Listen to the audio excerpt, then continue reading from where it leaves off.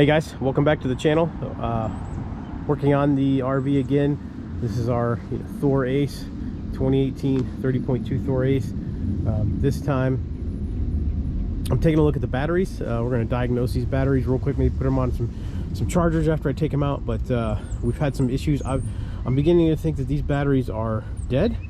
When this is running, I know it's sending a charge to the batteries and when it's plugged in, but it seems that everything dies after that. The chassis battery is new, so the chassis has a brand new battery in it, and that battery I think has been running everything, and these batteries have been dead. So first thing I did here was jump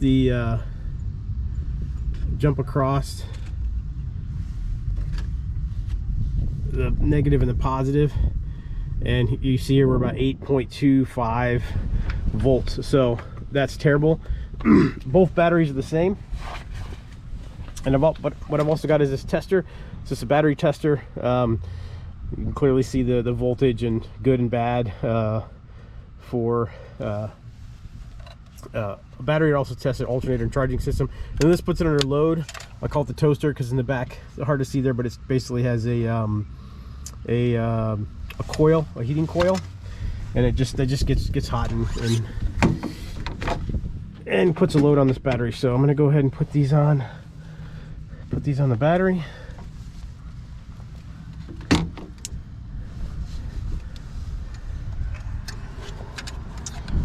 And then as you can see here, it's only at 8 volts, and then when I hit this button, it's probably going to go right down to the bad. Yeah, so these batteries have nothing in them right now. They're just completely shot.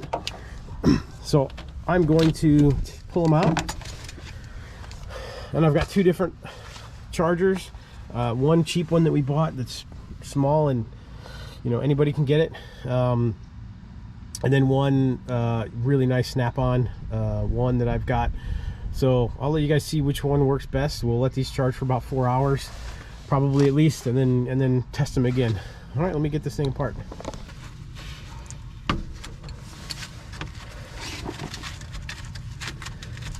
gonna start with the negative. I like to always start with the negative. That says negative right there.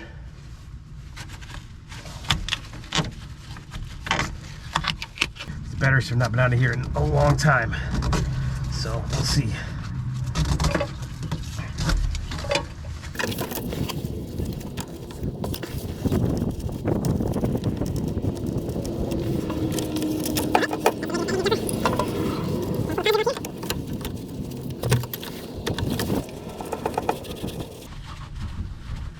Once I pull these off, get one out, we'll see what the date codes on these are. See how old these are. I mean, this is a 2018 RV, so 5 years. If they're 2018, it's maybe 5 years old. I guess it's possible. So we'll see. Good news is, I guess, got a video of this, so I know where all these go.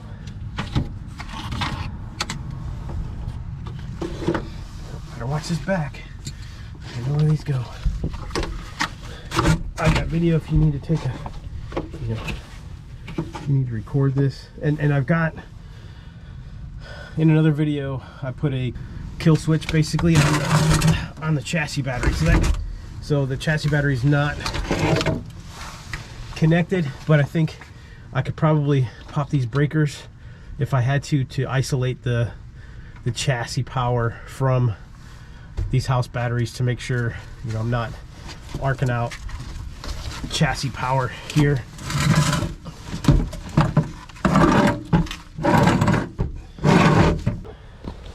Right now I'll try to find a date on these.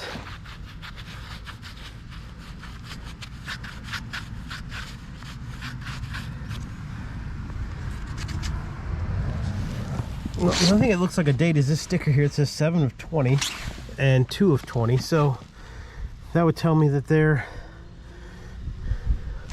only about 3 years old.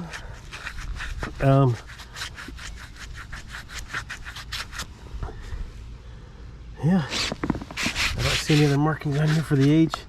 All right, let me get these in, get these charging, and yeah, we'll see how they go.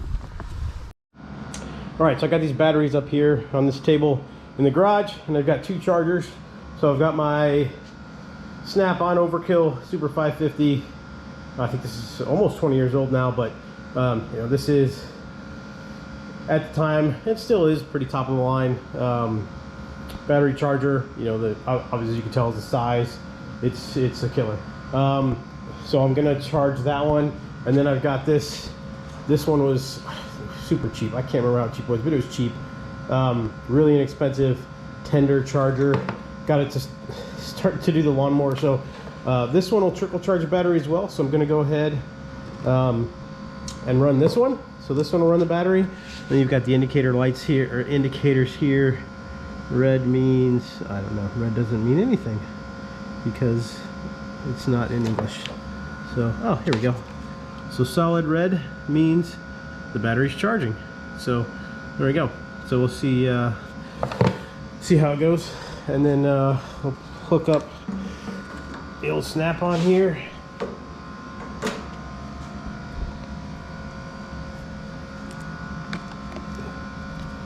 This one is, like I said, this is a nice charger. All right, so probably I'm gonna go to 12 low and then low, actually high for maintenance free. So low, 12 volts low, high for maintenance free. This can do hybrid, regular or low. If you go high and high, well, let's put it on hold here. So I'm gonna go low and then high for maintenance free for the fine rate.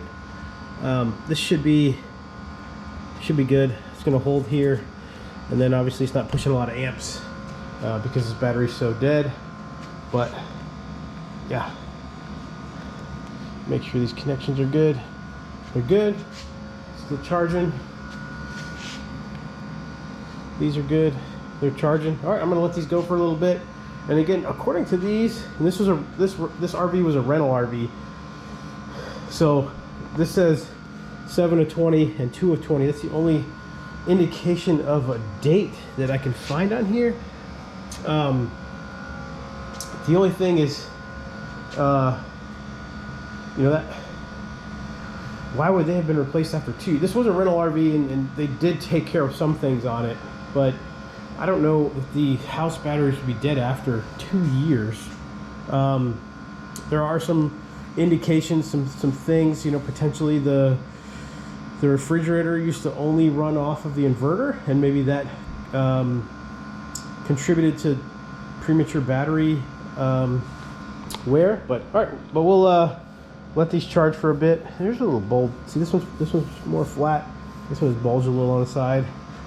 We'll let these run for a bit, maybe 3 or 4 hours, and then I'll come out and we'll hook the toaster tester out on it and multimeter, and see if we're pushing more than 8.5 volts.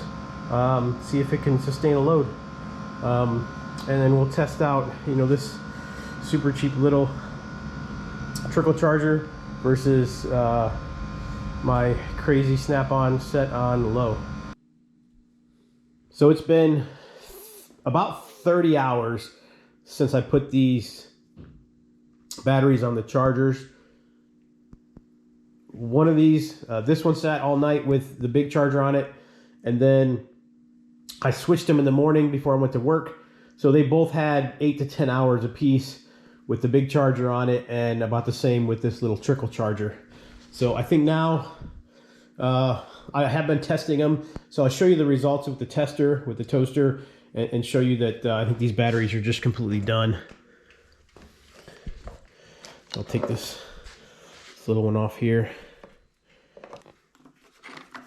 So the first thing I'm going to do is just get the voltage readout. So I'm going to use these clamps here to put one in here. So that says 11.35. So even though it's been sitting, still below voltage. And then this one here is at 10.65. So when they were tested, I don't get it. This says 15. There's no way this was at 15 volts. This is just messed up. Probably closer to this 11.5. It's probably 11.5. So the last time these were tested, which probably before we bought this, they were at, I'm guessing 11.5 volts, which is, I mean, it could be all right, but again, I'm going to use the toaster here, and just for reference, how the toaster works. So you've got, so this will test 6 volt batteries, 12 volt batteries, and then 14 for charging. When this one gets up into the 12 range and you push the load button, it should stay in the green. But one of these batteries I've already tested goes completely down, and one oddly comes back up. So we'll do these here, and I'll show you what I'm talking about.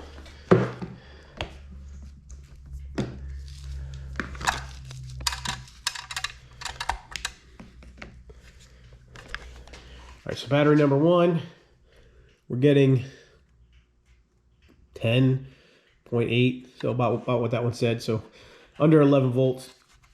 And this one was the one that was charging all day while I was at work, so about 10 hours on this charger, and it should be fully charged at 12. Then immediately hit the load, and it drops to nothing. So this one is definitely bad. And of the 2 batteries, this one was February of 20, and this one is July of 20, so it's a little bit older. So here, this battery looks a little bit better because, you know, we've actually got 12 volts. And this one's odd. When you hit it, it drops all the way down to the red, but then it creeps back up to good, but good for a 6 volt battery. And that is not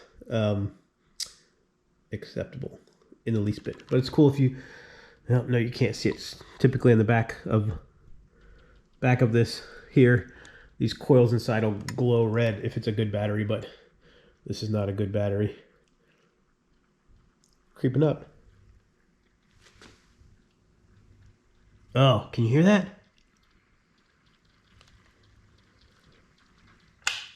Wow, that's the battery. So that battery is boiling. Well, I guess it's boiling. Listen, let's see if we can hear it again.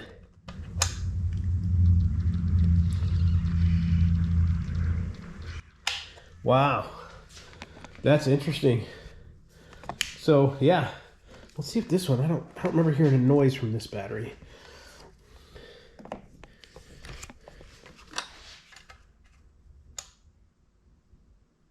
No, this one's so dead that it doesn't even make a noise. So yeah, these batteries are dead. I'm gonna have to get some new ones.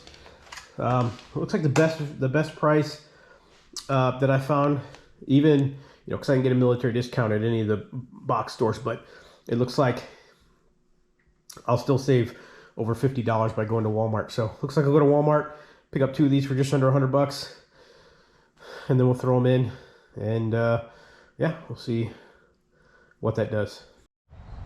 All right, so we're back. Went and bought some new batteries. Maybe, I think all I could find was 1-year battery. So I'm guessing that all you get is 1-year batteries. So you already hooked this one up to the to my amp meter here, to my multimeter, and we're already at 2.5, you know, 12.5. Sorry, over 12.5 volts. So yeah, this thing is kicking up really well. And then again on the toaster, this is what it should look like. See, we are cranking over about the same, you know, almost 13 volts, and when you hit it, see, she stays right there in that green, and it heats up really nicely. So these batteries are good to go.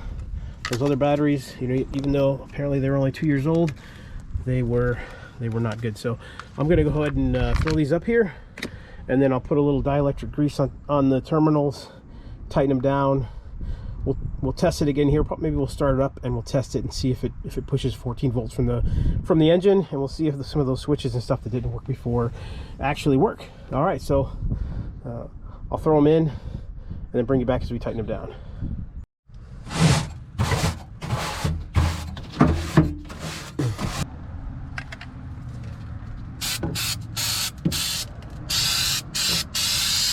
All right, right, you did see me do the old Craigslist rebuild there. Looked a little dirty, so before throwing these in, I decided to put a little paint down. I think I had some Herculiner, some old bed liner paint from years ago. Truthfully, I did not let it dry, so it's still wet. But I'm gonna put some dielectric grease on these to protect them. They weren't too bad last time. I wish I had some of the spray protectant, but I'm all out of that. But I think this should be good. Some people don't like this, but some people do. So, you know, we'll see if this video gets any views, if there are any comments on it. But all right, I'll tighten these down, make sure they're nice and protected, and then we'll do some testing. All right, I've tightened up this last connection. I'm confident it's connected correctly. I didn't have to go back and look. It seemed like I remembered, which is good. But I did have the video in case. So yeah, this one comes straight from the ground right to the chassis, and then, you know, jump these grounds together. So this is wired in what, parallel? Yeah, parallel, not series, obviously. So the negatives run off to the negative, and then all of these wires that connect come through these power junctions. Jump it over here, another one off this fuse. So all positives go to the positive side, all the negatives are on the negative side, and this is just a negative jumper. So this is the last one I connected. It made a little bit of a, you know, little mini spark, not too bad. But yeah, I'll go inside, we'll see what we got, see how he starts up, and see how we did. All right, let me put these pliers, actually, that's where I like to keep my gloves, pliers, miscellaneous tools down. One odd thing is, typically the stereo powers on without the battery, just on house power when you turn on the main switch, but it doesn't want to do it for this with the, yeah, so we're completely dead here. So now let me hit the button. There we go. Now I'm getting a jumpy tachometer, jumpy gauges. They've settled down, and the radio's powering up. So we should be able to fire this bad boy right up. Yeah, there we go. I think, I'll power this back up. I think that the main chassis battery was dying because those other batteries were so dead. Everything in here, I think, was running off of the chassis battery. So when we were powering anything up or we were running the slides in and out, I think the chassis battery was the only thing powering everything. So, all right, I think I'm going to fire this up, grab the tester one more time, and we'll see if we're getting a full 14 volts from the RV to the house batteries, and we'll call it good.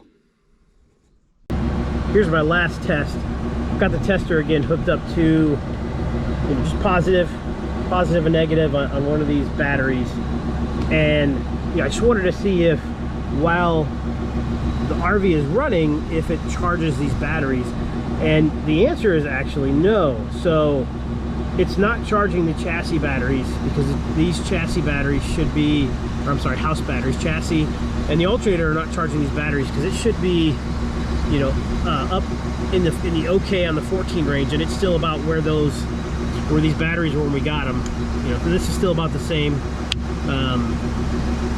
test parameters as far as them being good batteries. So lesson learned, these batteries do not charge off of the alternator. So I'm guessing that's normal for, you know, this 2018 Thor A.C.E. And other Thor products. Be interesting to look into, but that's a lesson I just learned, that these batteries will not charge off the alternator. But I've got one more test. I'm going to fire up the generator, turn off the engine, and then we'll see what these batteries do. So I just fired up the generator. The generator is running, so there should be a charge controller in the generator that gives these batteries charge. But again, I don't have 14 volts. I don't think this is even, maybe it's, no, I don't think this is even charging any better than it was before. So let's move this to the rear battery. It's the same. And let's cross post these. It's the same. So I think I need to do some research, because these batteries aren't charging from, we're not at 14 volts. We should be at 14 volts when we're charging these batteries. And with vehicle off, generator off, the voltage is the same. So I'm not getting any increased voltage to charge these batteries. So there may be a charge controller issue. I'll take a quick look at it. If I can't see anything off the bat, then that's it. I think that'll be it for this video. If I do find something, I'll bring you in. But if it looks like it's going to be another project, then I guess I'll have to save that for another time. So there you have it. 2 new house batteries that apparently aren't charging, so the 2 old ones may have just died because they were never charged, because this thing does not charge the battery. So I'll look into that, and maybe I can find an answer and let you know what I found. Until then, thanks for sticking around this long.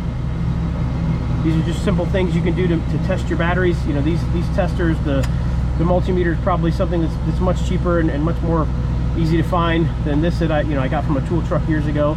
But these are ways to test it. This is awesome because it does put a load on the batteries. You can really get a good load test indication, so you know what's going on. But new batteries fixed our issues, but I think it might have deeper problems. All right, guys, quick update here. As you can see now, got our 14 volts charging. The problem was that I'm an idiot, and there's a cable back here that I forgot to hook up. So there's 3 wires on this post, 2 on each of the negatives. I missed one of the wires back there. I had to actually go back and watch the video, and somehow it got tucked behind and I didn't see it. So hooked the wire up, we're charging at 14, so we're good to go.